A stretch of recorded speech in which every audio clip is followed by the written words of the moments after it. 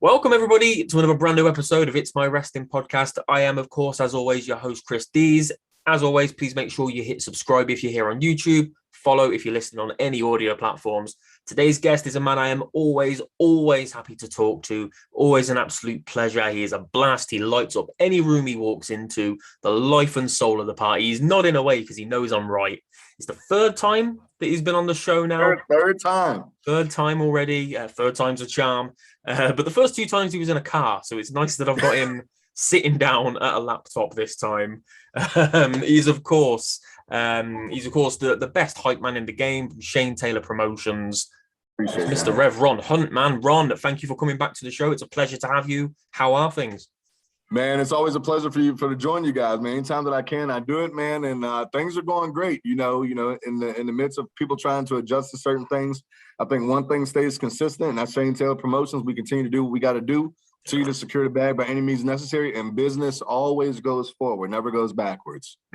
Yeah, man, absolutely. That's obviously like one of the main things I wanted to ask you about, because obviously this has been a pretty difficult couple of weeks for the wrestling industry as a whole, really, hasn't it? Like everything that happened with Ring of Honor, and then just a few days later, WWE cut loads of talent as well. But what happened with you guys in Ring of Honor, man? When it happened, I got the news alert on my phone, and obviously we've spoken a few times in the past. Shane's been on a few times, all of STP. Yeah. I've had Rep Titus. I've had loads of guys from Ring of Honor.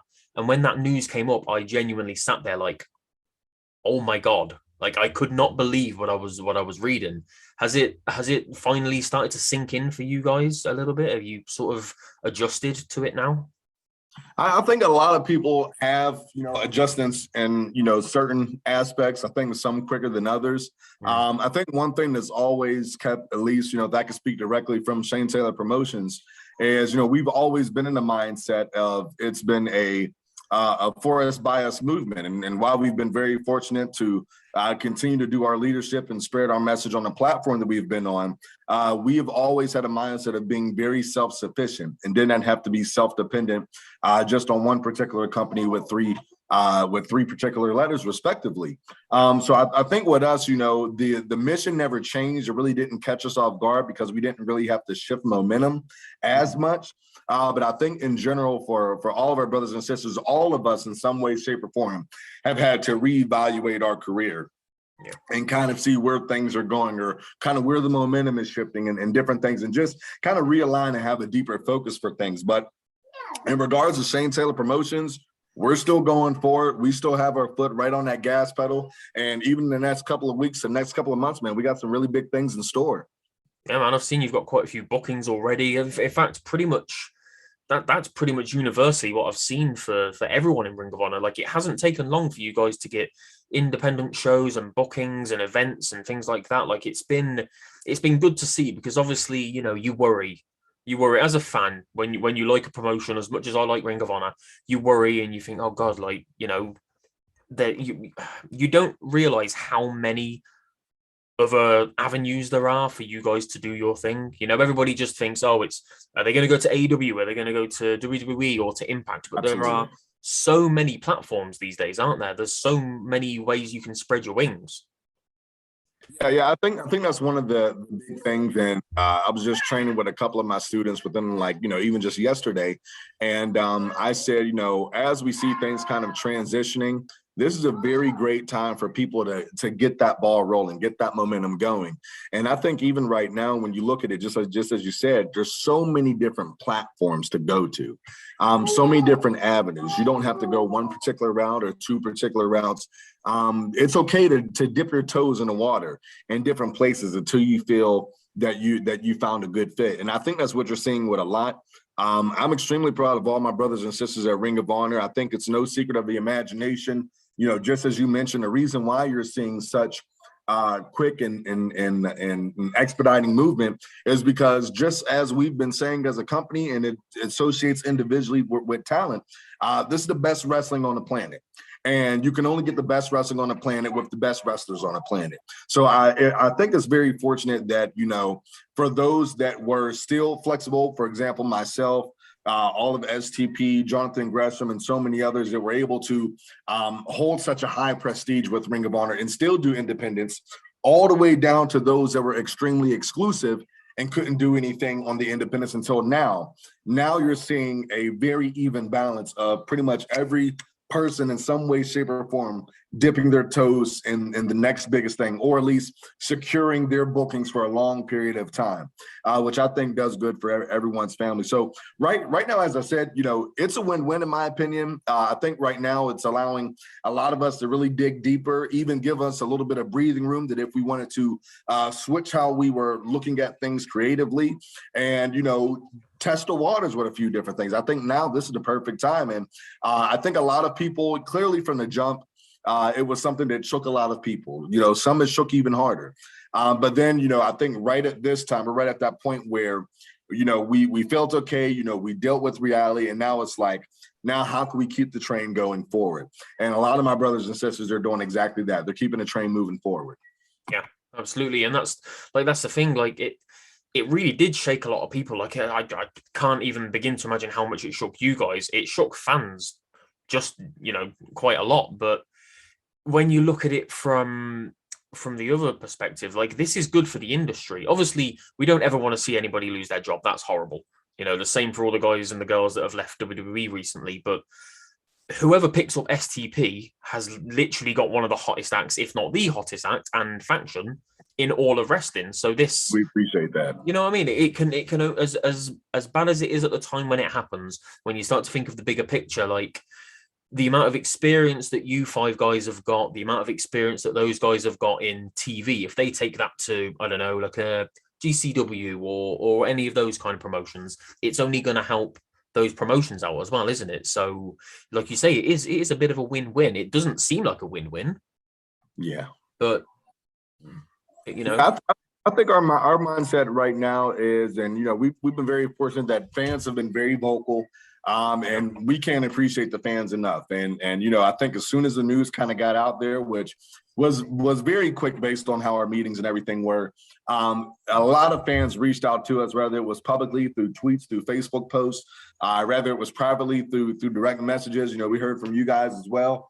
And, what we do, we can't do it without the fans. We can do it to a certain extent. We've seen how a lot of companies, every national TV company has adjusted during the pandemic.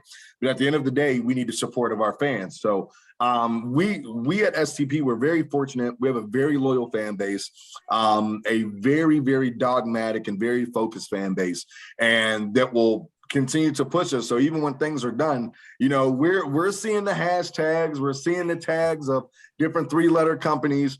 And our mindset is, when I talk to Shane and Colin and Moses and O'Shea, our mindset is, let's keep this momentum. And, it's not the end, it's just the beginning. What you thought the momentum was then, it's even more locked in now. And, I think that just speaks to us, respectfully not looking at like a one-dimensional, not looking at a one-dimensional of this is just what we want to do. We just want to win gold. No, we want to create a movement. We want to create history. We want to change and shift not only the sport of professional wrestling, but the world as a whole. So does that momentum stop just because of one particular company? Absolutely not. We keep that momentum. We keep that same movement. We keep that same energy that we had since day one, and we propel it to the next level, and we crank it up even more. And so I think right now, we're very fortunate, and as you've been seeing us post on social media, we've been very vocal. Every door is open. These hands are ready to eat for everybody, and come to us. We are here. We are here, and we're ready to get you. We're ready to get you. So that's where we are right now. Yeah, it's not about getting knocked down. It's about how you get back up, isn't it? Everybody always says that. And get knocked down a million times is about how you get back up. And I have the utmost confidence in you guys as a group and in Ring of Honor in general. I've spoken to another few Ring of Honor guys who've obviously been through this same thing as you, and everybody's just got that same mentality, as you've just said, of this isn't the end, it's the beginning. It's an unfortunate situation, but it opens so many doors, so many avenues for everybody to express themselves and to be themselves and to maybe do, like you just said, things that maybe they weren't able to do before. But anyway, enough about the sad times that we've just had behind us. As we go forward, moving into the future.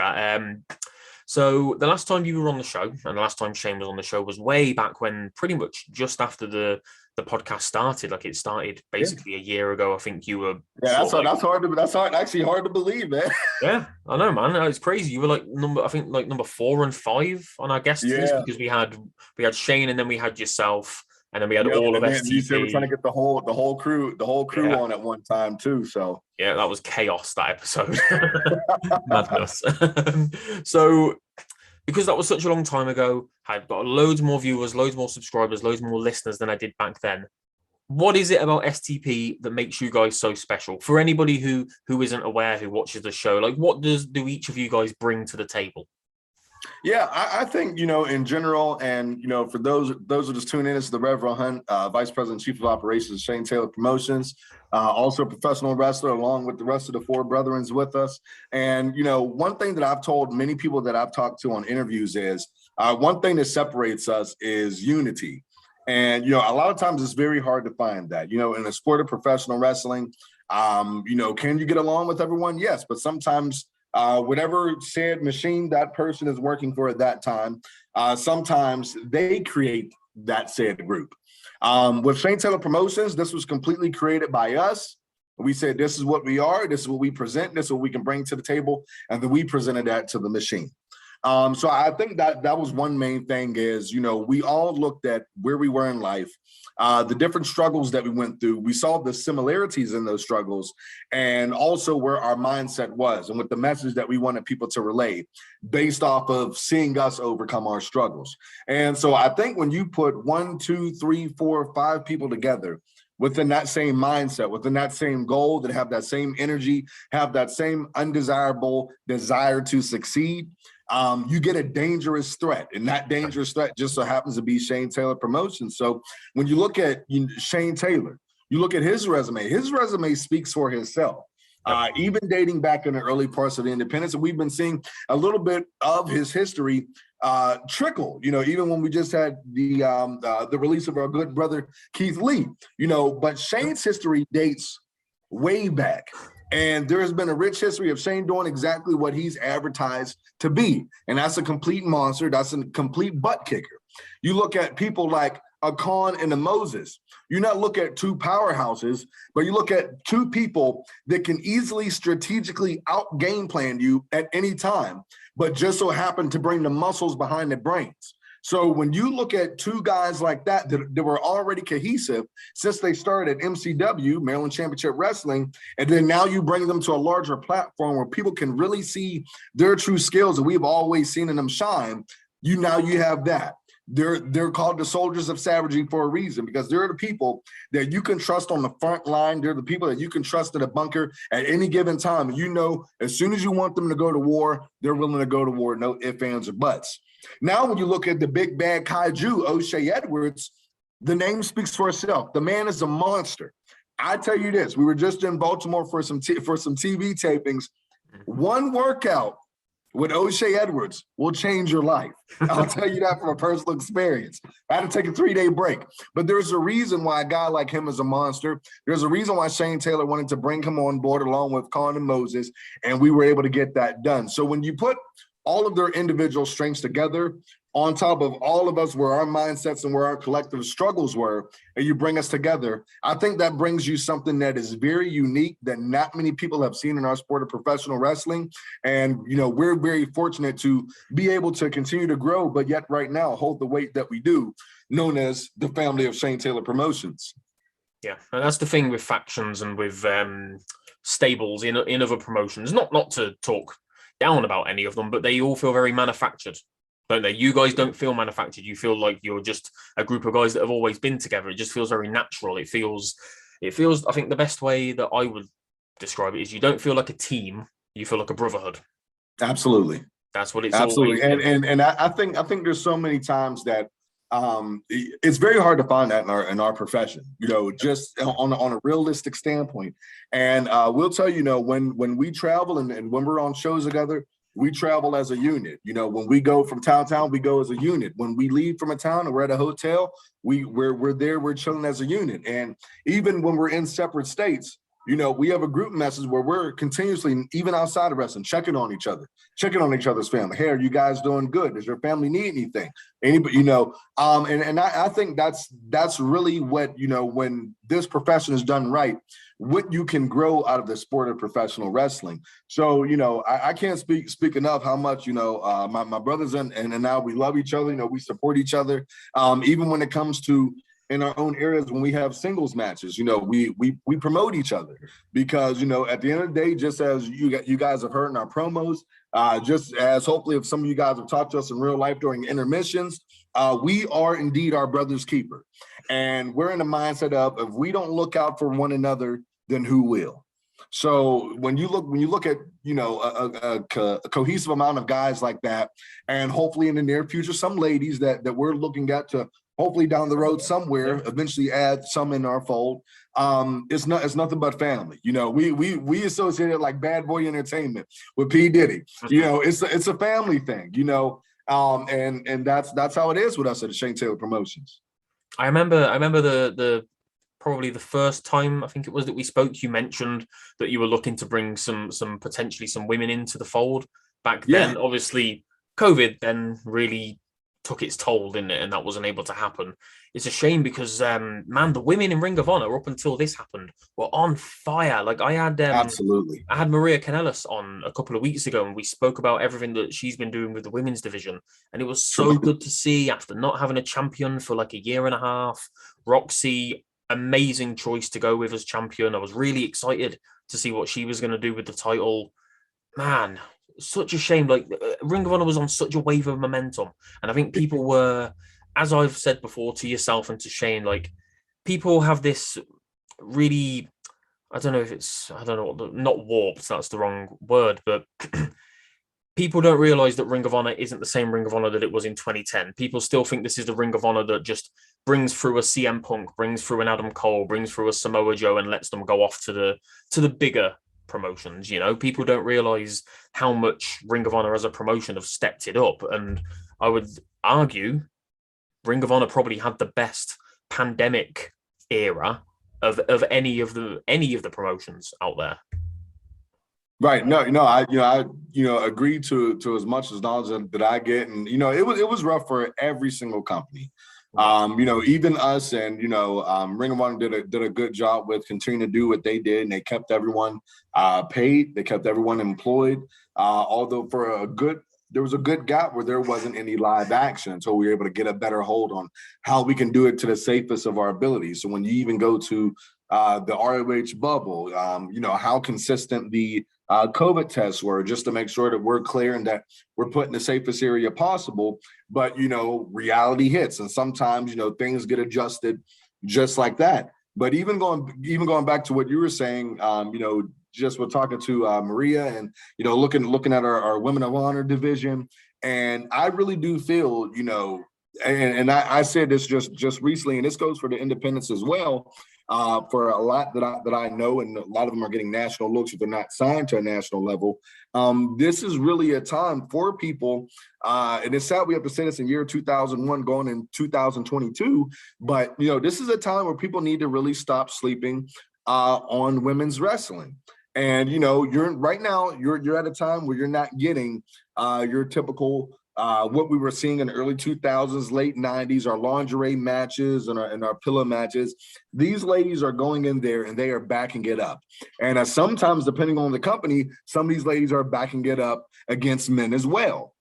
Yep. So when you look at this, just as we talk about shattering that glass ceiling, whenever we look at anyone, whether that is man or woman, we're looking at where is their mindset at in regards of having that same mindset of wanting to shatter that same glass ceiling. And what a lot of people don't know is there are so many different hiccups that come about, just being a female wrestler in general, let alone if you have some additional barriers or minorities that are holding you back, or some additional barriers that people do not want to give you credit for that can actually hold you back on top of being a female talent.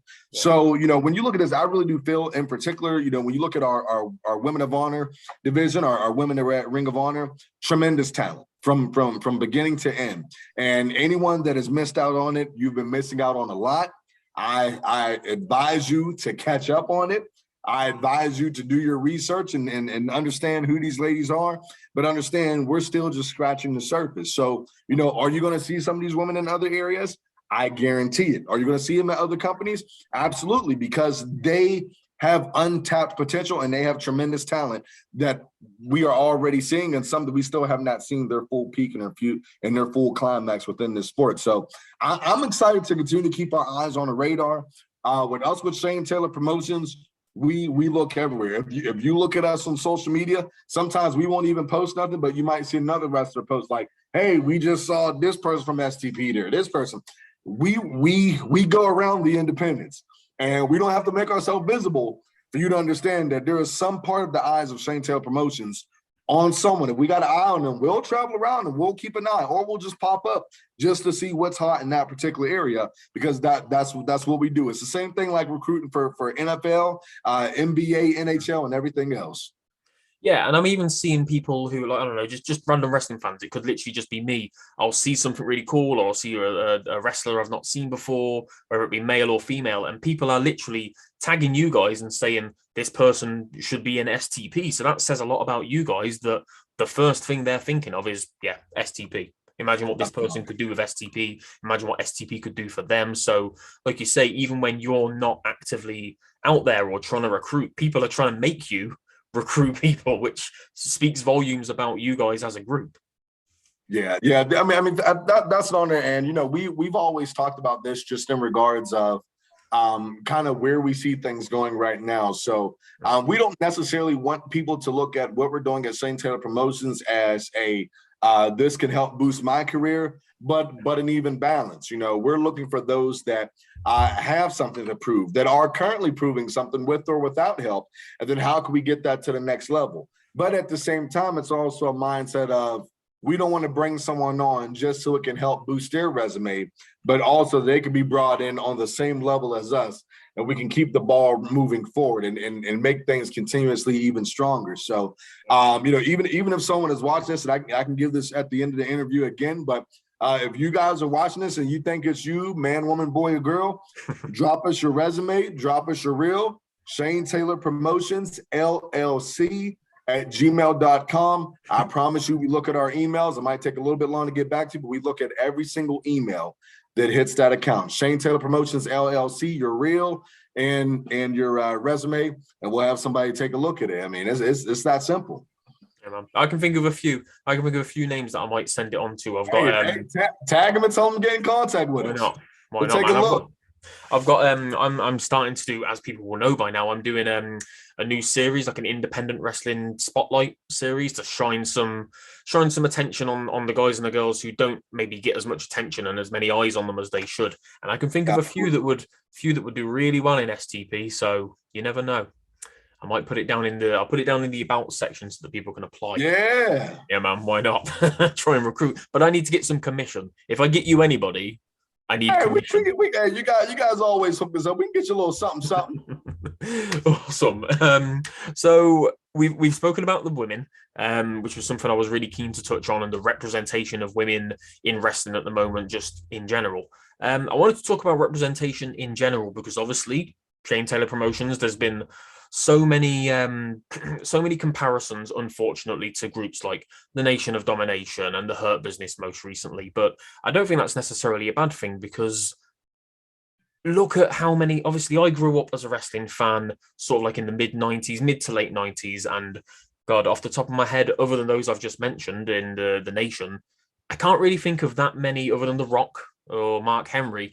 There weren't that many prominent Black African-American men wrestlers or women. Jesus, women, it was even worse. I think at one time you only really had like Jacqueline. There really wasn't much representation. Obviously, things these days, man, are so much better. You've got all 5 of you guys in STP, Sasha Banks, Bianca Belair, Lashley, Big E, lots of these names holding titles as well.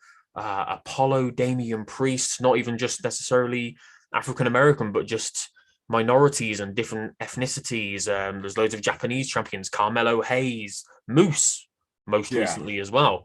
I think in NXT UK, the champions there are Russian and Japanese at the moment. So, we're starting to see a lot more representation pretty much across the board.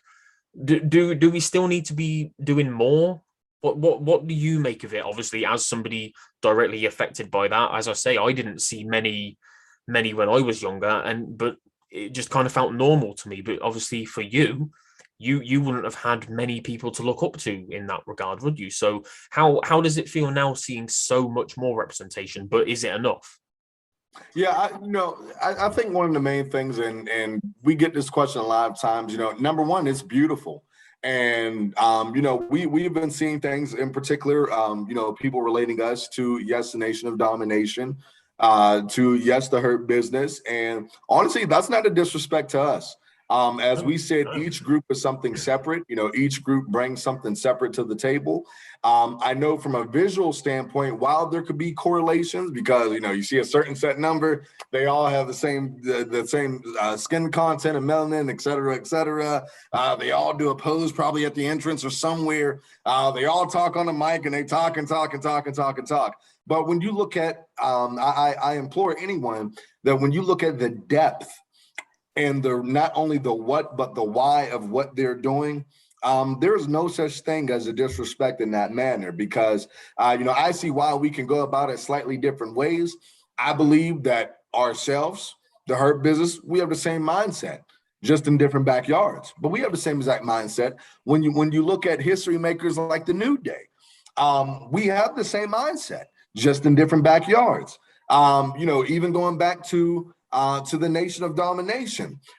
We can continue to go even further like that. When you look at individuals, even dating back decades ago, when you look at a famous Black wrestler by the name of Sweet Daddy Siki, we all have the same exact mindset and wanting to just change the game and bring another side of the representation.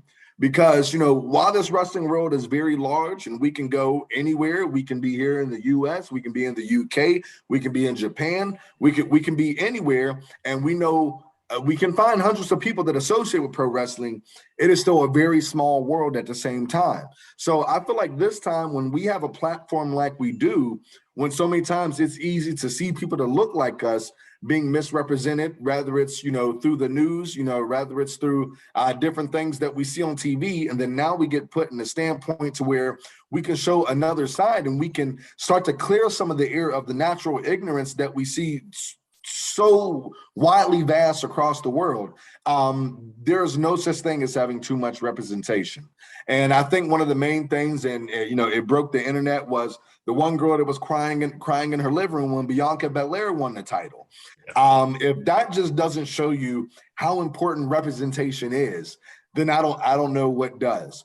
And that doesn't matter what background, you're looking at, but, when you do look in not only the Black community within wrestling, but any minority community in general, there has always been one person that has helped at least spike the interest or spike the motivation for that particular said culture. And it's not saying that, a full set of one culture winning is a bad thing. It's saying, let's kind of realign this and see how we can do better to not have equality, but have equity. So when you look at the Hispanic community, a lot of people, and a lot of my friends that are Hispanic, what is your motivation? Well, my motivation is Eddie Guerrero. You look in the Black community, well, what is your motivation? Well, my motivation is this person. My motivation was Rocky. My motivation was Tony Atlas.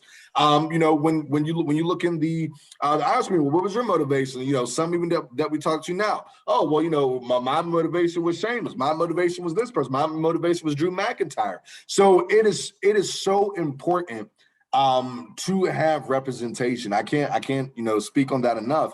But do I feel satisfied or content with it? No, because I think through this, at least from my own personal walk, as soon as you begin to get content with something, then you stay stagnant. And my whole mindset is, if we are not continuing to go forward, then we are not growing. If I'm standing still, I'm not growing, and I'm leaving the opportunity for the next person to catch up. And the only person I can be mad at is myself. So my only mindset is to keep that momentum going, keep my foot on the gas, and keep my eye on the prize. And I think that's a great thing that we're seeing a lot of times spread out throughout multiple companies. Yeah. And what's nice for me, even as obviously a white man, it's nice to see that it's more consistent now, because what I always noticed, at least probably up until about maybe 3 or 4 years ago, every time Black History Month rolled around, now obviously I'm only going to apply this to WWE because they always make a really big deal of Black History Month, as they should do, but it always just so happened that at that time, R-Truth would become US champion.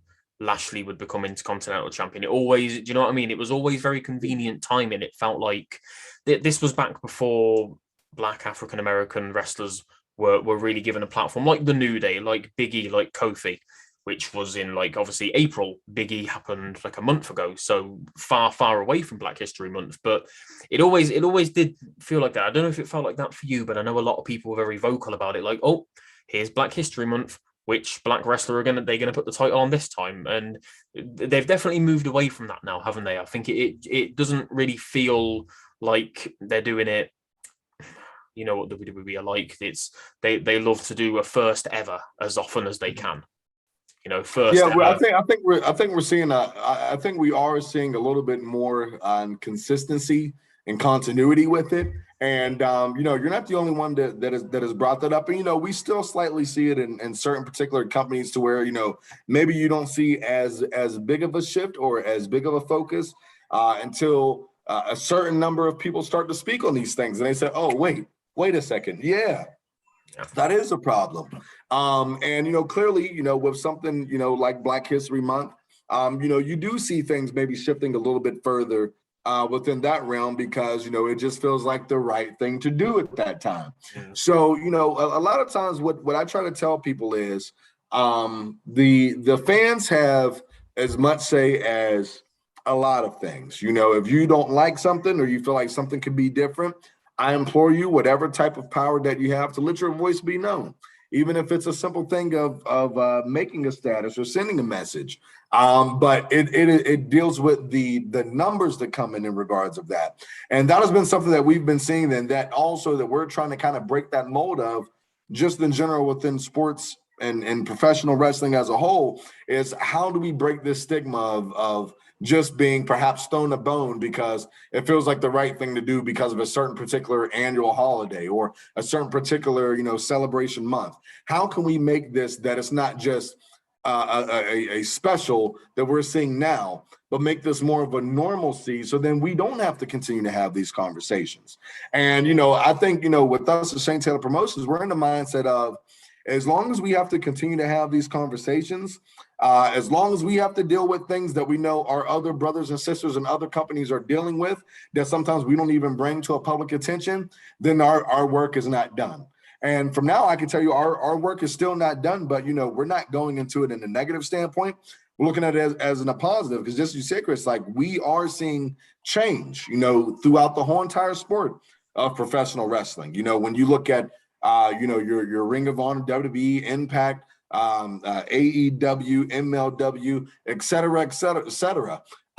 We're seeing change, but there still needs to be work to be done. And I think that's one of the things. And there was a quote from Malcolm X that said, you know, if there's a knife in a person's back and you pull it out a little bit, you can't say that there's progress being made, because there's still a wound there that still has something in it.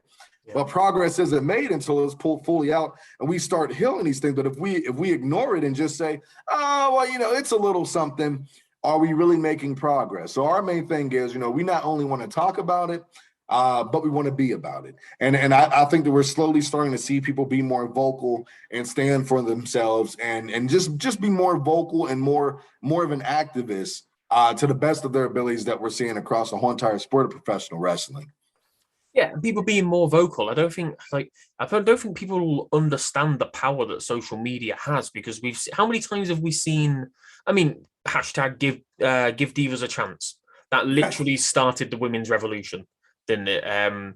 We see trends, we see hashtags, we see movements starting all the time that literally just started off from one person tweeting whatever was on their mind, and then it makes 100,000 other people think, oh, actually, yeah, that's a really good point.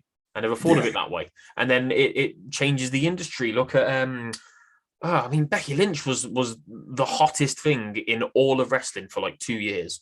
And that only came because of a few angry wrestling fans who were fed up and wanted change, decided to speak up. So it is literally, you're never just some random person. You can make a difference just by, you know, WWE or AEW are not going to see your tweet, but they are going to take notice of 100,000 tweets that may come from your tweet. So it's always worth speaking up.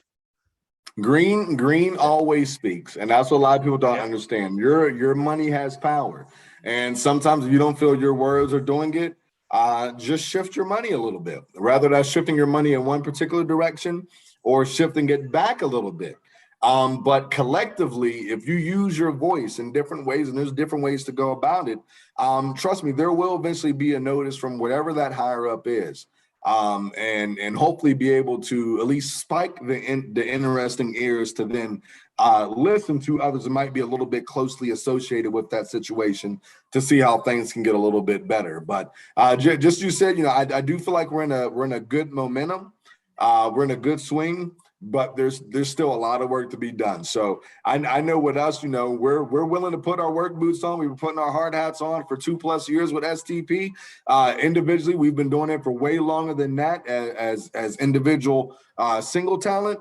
But for the last 2+ years as Shane Taylor Promotions as a whole, we're ready to go to work, man. We're ready to go to work, and that's what we've been doing. Yeah, man. Absolutely. You've got to keep grinding, got to keep going, man. It will change. It obviously has already changed.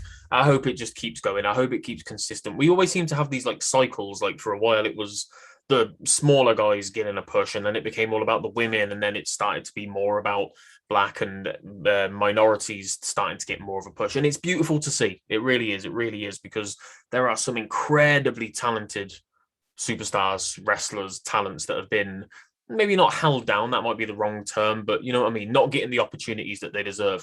People like Cedric Alexander on national TV, one of the most insanely talented men that I can think of. Absolutely agree. It's so good to see, man. It's so good. Right, let's bring it back to Ring of Honor for a sec again. Obviously, as a fan, I hope that this is not the end of Ring of Honor. We've all seen the statement. We all know what's happening. We know that TV tapings have happened and everybody's been sort of kept on contract to the end of the year, hoping to come back in April, reshuffle the company around, restructure. I so badly hope that in April we have a Ring of Honor to come back to. If we don't, what would be, if you can even narrow it down, because there must be loads over the last few years, but what would some of your highlights be, some of your most memorable moments? If things were to just stop tomorrow, what would you remember? What would you place up there as being the biggest and best things that you've done as part of Ring of Honor? Yeah, I would say I think one of the best things, clearly outside of a traditional debut, will be one of the main things is I think just continue to try to coach my brother Shane Taylor to the top when he had his Ring of Honor World Television title run, a tremendous title run. Brilliant. That many people have been saying have been one of the best TV title runs in the history of Ring of Honor's company. That was tremendous, and I think that went all the way up to I want to say Final Battle 2019, if I'm correct. That went all the way up to that before we had a title change there against Dragon Lee. And then even dating back to when Shane, Khan, and Moses won the World Six-Man titles. And I say that because, once again, you find yourself now, what a lot of people don't understand is once you're a championship, you carry a huge weight. Not only do you carry a target on your back, but you carry a weight of responsibility because you're representing that company, you're representing your brand, and, in our particular, we added an extra, you're representing your culture. So when you look at the balance of all of this and you try to be the best champion or champions that you can be, I think that there is no higher accolade than knowing that you hold a title and each and every time you step in that ring, you're giving your 100%. And that when your hand is raised at the end of the match, that is confirmation knowing that you're still at the top of the mountain. But yet there's still work to be done to continue to prove why you belong at the top of the mountain and on that throne. And I say that's one of the best things two of the best things. Clearly, with the addition of O'Shea Edwards, that was the third best thing because I think a lot of people were subtly saying he needs to join forces with him, because then it was just myself, Shane, Khan, and Moses. But then, we've always been in communication with O'Shea even prior to us officially announcing him as a part of Shane Taylor Promotions and just trying to make sure that the stars line up the right way. But we've always had our eyes on him. We knew what his potential was. He was then and he still is now, killing it on the independents. He's been killing it at Ring of Honor, including helping to kill it at the pay-per-view. I mean, it is what it is.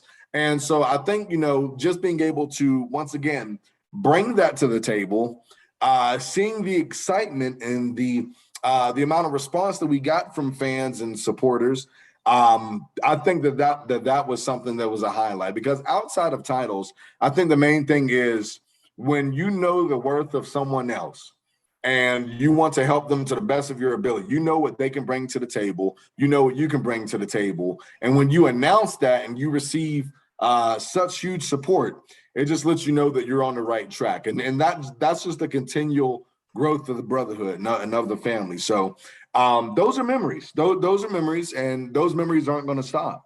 We're going to continue to do what we do. Coming up just recently, Shane, Con, and Moses are going to be defending the Ring of Honor World Six-Man titles at WrestleCade in the Carolinas. A lot of big things happening there. There's going to be about a three-day wrestling convention that's going to be happening down there. O'Shea Edwards, he is having title defense after title defense. Myself, title defense or title shot after title shot. Con and Moses separately are doing their things. And then cohesively, when we're at it again, we're doing some things. So if you guys thought that we're done now, we're just getting started. We got some bigger news before the end of 2021. That's going to be out there. It's going to be on one of the biggest platforms that we've ever been on.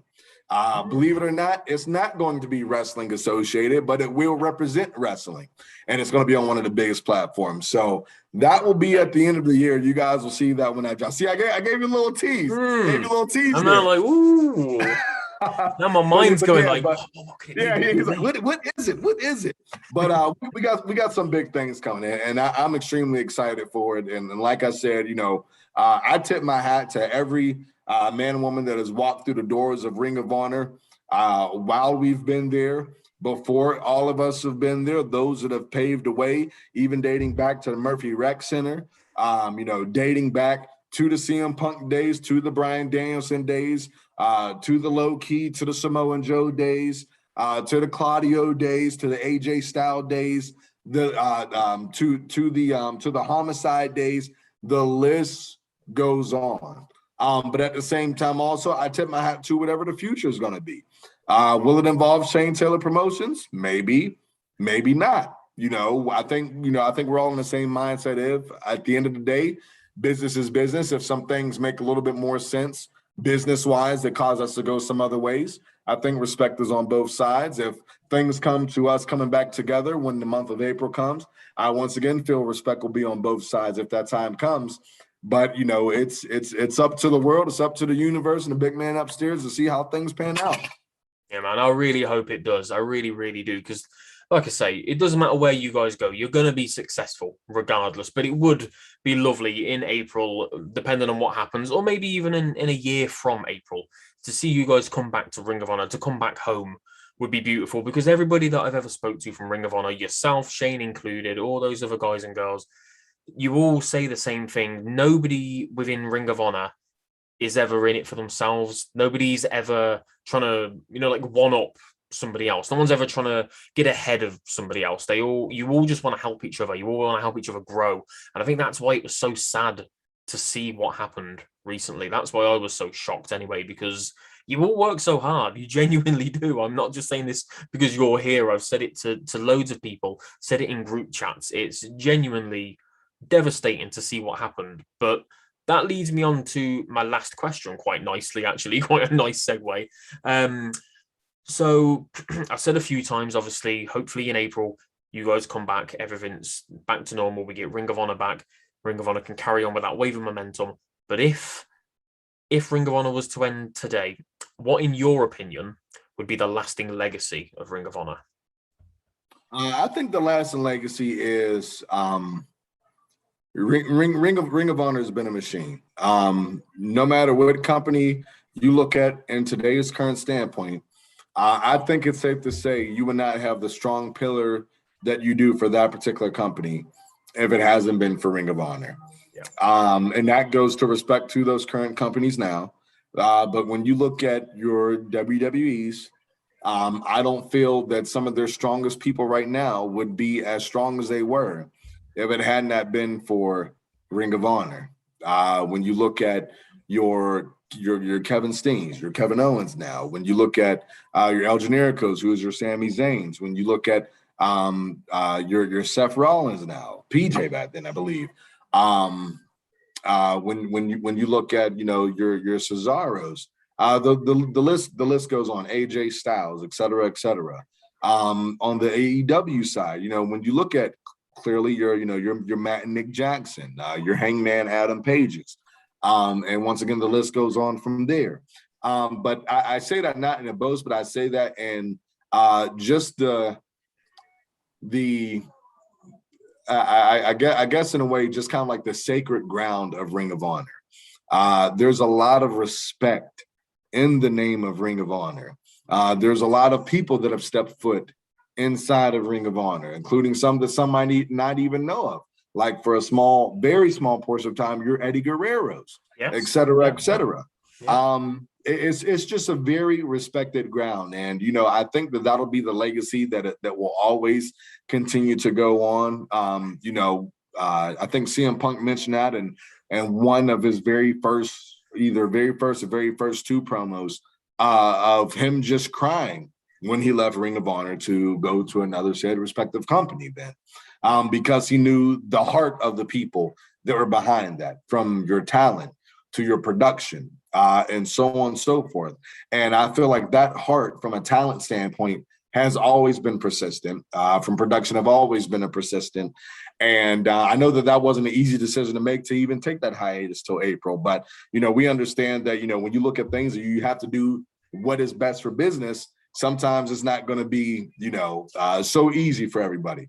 But I think the legacy that Ring of Honor leaves speaks for itself. The volume that it leaves when you look at how many 5-star matches have came through that door that can easily hold their own at the main event of any grand stage whatsoever across the nation.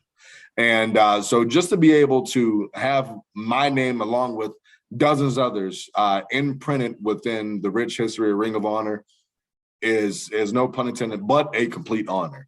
And that's going to forever, stay with me. I think Ring of Honor is definitely going to still continue to have a spot in my heart, no matter if we're there in April or somewhere else in April. Yeah, man, absolutely. Very much like reminds me of ECW.